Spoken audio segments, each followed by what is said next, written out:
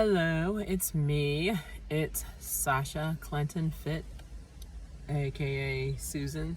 Hope everyone's having a great Memorial Day, memorializing or remembering the people that you loved that are no longer here with us. I'm going to do flowers here later, a little bit when it cools off, and a little less windy, hopefully we'll see. But anyway, I'm here today to talk about a show that I watched on Hulu, and it was called The Haves and the Have-Nots. Like, there is one of my friends, Brenda. I would call her when this season was like on. I think it ran from 2013 to 2021. And I would call her sometimes when it was on, when I was coming from like the gym or something. She'd be like, hey, let me call you back. I'm watching The Haves and Have-Nots by Tyler Perry. And I was like, oh, okay. And I never got into it. I'm always late to the party, so to speak, or a late bloomer or whatever. So I didn't know anything about the show, nor did I care to at the time, because I had certain shows I watched. Anyway, I started watching the show, The Have and Have-Nots, like maybe 3 or 4 months ago. And I kind of got addicted to it accidentally because I thought it was very negative, like a very negative depiction of Black women. And it had a lot of gay aspects of it, which gay people I'm not bothered by it. It was just like kind of over the top. And you'll know what I'm talking about when you see it. Like, there is a scene where a police officer takes a Black guy, puts him in the back of the car and molests him, and it was just over the top. And it's just scenes like that. And Tyler Perry, I think he's a great writer, and he's like really smart and brilliant, but I think he sometimes tends to take stuff too far. And there is a character, I forgot her name. I say her name wrong. It begins with a V. Victoria or Vanessa Harrington, and she was a total witch. Take the W off anatomy. I mean, she was awful. She hated her son because he was gay, and to the point where she wanted him like dead. And she set her husband on fire in a house fire one night because she told him to get out of the bed and he wouldn't get out of the bed. So she set the whole place on fire. She was over the top. And I just don't like Tyler Perry's, like I said, I think he's brilliant, but I don't like his depiction of Black women and the way that he, like, the gay thing in the show. Like I said, I don't have a problem with gay at all. He just took it to the highest level possible, and it was over the top. And then there was he had a mixture in there. He had a white family in there, and even the white dad in the show, Crier, his name was Crier. He was the dad in there. He was over the top. His character portrayal, or his character, was over the top, like the Harrington lady. And it's just like, people don't really act like that. At least I hope they don't. I mean, this guy was just a total douchebag, so to speak. I mean, horrible. He was married, sleeping with everyone, treating women like pieces of trash, and he'd pay them to sleep with them. And he had a wife, and the wife found out that he was sleeping with everybody. She called his women that he was sleeping with prostitute number 7, prostitute number 8, prostitute number 9. And then she owned a hotel because she came from money that her dad had. And so she had a hotel that she owned, and she started sleeping with people at the hotel that were just using her for her money. They weren't really interested in her.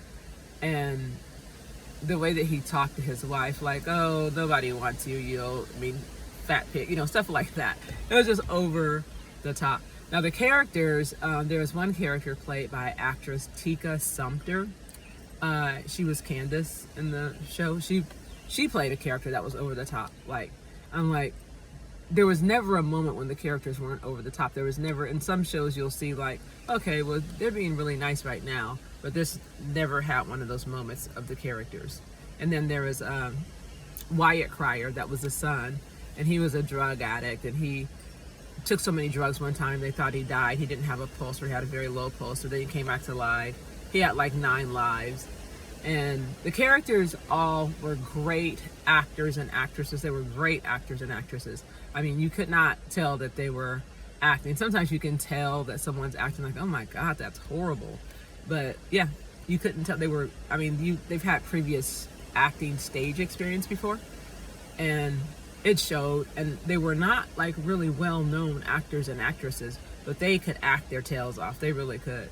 They were great actors and actresses, every single one of them. I have to give them like applause, because they really were. They were very believable characters. But the storylines were a little bit, like I said, over the top and sometimes unbelievable. You know, someone doesn't get out of the bed, so you go burn them, or someone else didn't get out of Veronica was her name. Someone else didn't get out of Veronica's bed, a young guy she was sleeping with, so she went and boiled some hot water and was going to pour it on him. And it was just over the top. I'm like, people don't really act like that in real life on a regular basis. Like it made it seem in the movie. It was so over the top sometimes that I was like, you know what? I got to stop watching this because it's too over the top. But then I think it went to season 8 or 9.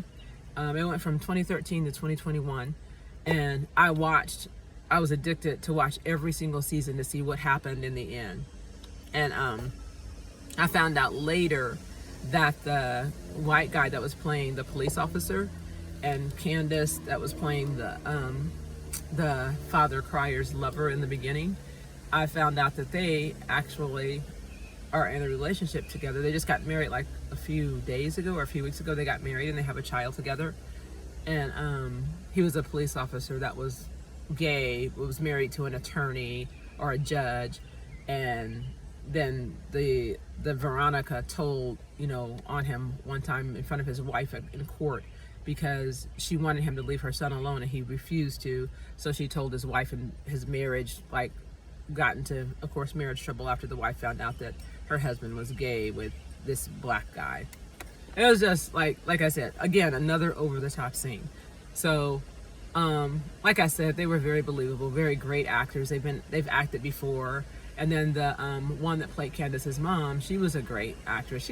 Her whining and crying sometimes got on my nerves. It was like a little bit nerve-wracking sometimes, but she was a good actress, and she could sing. She had a very beautiful singing voice. And she was believable most of the time. But sometimes it was just like the scene where Candace's son got killed in a shooting. So that didn't seem like a very believable scene to me. If you haven't seen this, you might watch it. It's something that my mom would be like, I'm not watching that mess. That's too much drama. Like older people that, like my mom likes westerns, like old westerns, like Gunsmoke and all that. So this is something that are like real easy. They don't get her heart rate up or get her upset. This is something that would definitely get your heart rate up and get you upset. And so I wanted to stop watching it a few times, but then I would literally find myself staying up until 3 or 4 in the morning watching it. And then I'd fall asleep, then I have to play it over again, the scenes that I missed, and I was just very addicted to it. And I ended up watching until the very last show. And the very last show, when all the main characters died off, I was like, okay, this is probably the end of this. And then I enjoyed watching the very last show where they come together as the actors and actresses come together and they talk about the series. And they were all on there, and it was very pleasant to see them talk to each other. And even characters that didn't get along, that had constant fights with each other and bickering with each other, they got along in real life, of course, because it was no longer acting. And it was nice to hear them talking and tell about their past, like what they've done, like as far as being on Broadway or being, you know, in a play, whether it be Tyler Perry's or someone else's play. They've had previous acting experience, as you can tell. It was just pleasant to see them, and they were emotional because the show was ending. And I think it ended like right around the time or right before COVID. And they were talking about projects that they were working on next or things that they were going to do. And they were all very emotional and crying about not being able to see each other and working with each other again on that particular show that they were on, because I guess they became like family because they worked together for like several years. And it was nice to watch them in the end talk about things that happened in the show, laugh about it, and how Veronica was talking about her character, how at first she was defending her character at first, and then the more outrageous her character became, it seemed like the more the show went on, the more outrageous Veronica became. to where it was just totally unbelievable. And the more outrageous she became, she said, the more she could not defend her character anymore. So it was just stuff like that. Would I recommend my mom to watch, or someone older that's used to like watching the old like relaxing shows like Gunsmoke? Or probably not. They wouldn't like it. It would be probably very stressful to them. Very stressful. So no. Would I watch it again?